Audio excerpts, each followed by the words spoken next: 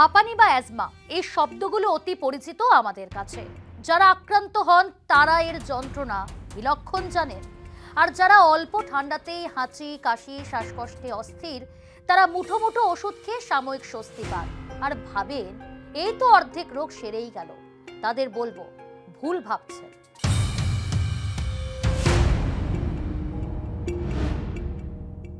নমস্কার, নিউজ 18 বাংলার ডিজিটালে আপনাদের স্বাগত। আপনাদের সঙ্গে রয়েছি আমি প্রিয়াঙ্কা। আজ আপনাদের জানাবো হাঁপানি কি, কেন হয়, কিভাবে নিয়ন্ত্রণ করা যায়। প্রথমেই বলি, হাঁপানি কমানো সহজ ব্যাপার নয়। শ্বাস প্রশ্বাসের কষ্ট, কাশি, বুকের মধ্যে সাই সাই শব্দ, রাত্রিরে এই সমস্যা উত্তরোত্তর বেড়ে যাওয়া, এই হলো সংক্ষেপে অ্যাজমা বা হাঁপানির মূল সমস্যা। কি কারণে হয় এবার একটু বলি। আসলে ফুসফুসে বাতাস বহনকারী সরু সরু যে টিউব, সেই টিউবের মতো অজস্র নালী আছে। অ্যালার্জি ও অন্যান্য কারণে সূক্ষ্ম শ্বাসনালীগুলির মাংসপেশি সংকুচিত হয়ে পড়ে, ঠিকমতো বাতাস চলাচল সেখান থেকে করতে পারে না, শরীর প্রয়োজনীয় অক্সিজেন পায় না, আর এর ফলে নিঃশ্বাসের কষ্ট সহ নানা শারীরিক সমস্যা শুরু হয়। আপনাদের জানায় অ্যাকিউট অ্যাজমা খুবই সাংঘাতিক। এর ট্রিটমেন্ট সঠিক সময় না হলে রোগীর ভোগান্তিও হয় অনেক বেশি। সেক্ষেত্রে অবশ্যই চিকিৎসকের পরামর্শ আপনাকে নিতে হবে খুব দ্রুতই। হাঁপানির লক্ষণ এক একজনের ক্ষেত্রে এক এক রকমের হয়।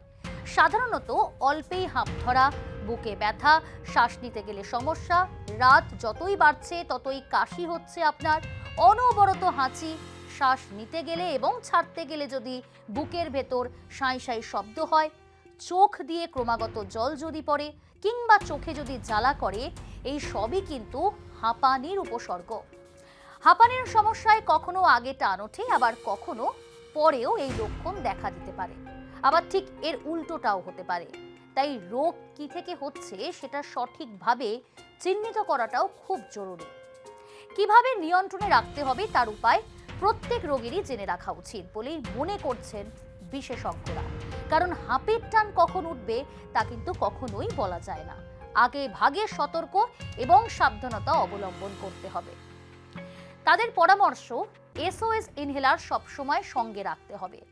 সঙ্গে ইনহেলার বা নেবুলাইজার না থাকলে লম্বা করে বেশ কয়েকবার শ্বাস নিন, আর এতেই শ্বাস প্রশ্বাসের গতি স্বাভাবিক হয়ে আসবে।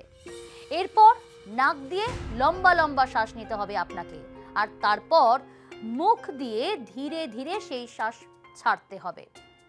দেখবেন হাঁপানির কষ্ট অনেকটাই কমেছে। পরিচিত কেউ বা আশেপাশের কাউকে যদি হাঁপানির টানে কষ্ট পেতে দেখেন, সময় নষ্ট করবেন না, তাকে সঙ্গে সঙ্গে হাসপাতালে নিয়ে যেতে হবে।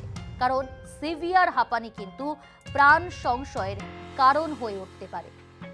বলি, হাতের কাছে যদি প্লাস্টিক থাকে সেক্ষেত্রে যে কোনো প্লাস্টিক বা কোনো ঠোঙা, তার মধ্যে মুখ ঢুকিয়েও কিন্তু আপনি নিজে শ্বাস প্রশ্বাস নিতে পারেন। তবে অবশ্যই সেটা একটু বড় আকৃতির হতে হবে।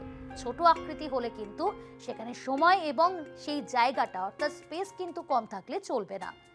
আশা করি এই ধরনের ছোট ছোট বিষয়গুলো যদি মেনে চলেন, সাময়িক আপনি স্বস্তি পেতে পারেন। আর অবশ্যই যারা চিকিৎসকদের পরামর্শ এখনো পর্যন্ত নেননি বা যারা জানেন না যে আপনিও হাঁপানি কিংবা অ্যাজমায় আক্রান্ত, তাদের বলবো দ্রুত চিকিৎসকদের পরামর্শ নেবেন।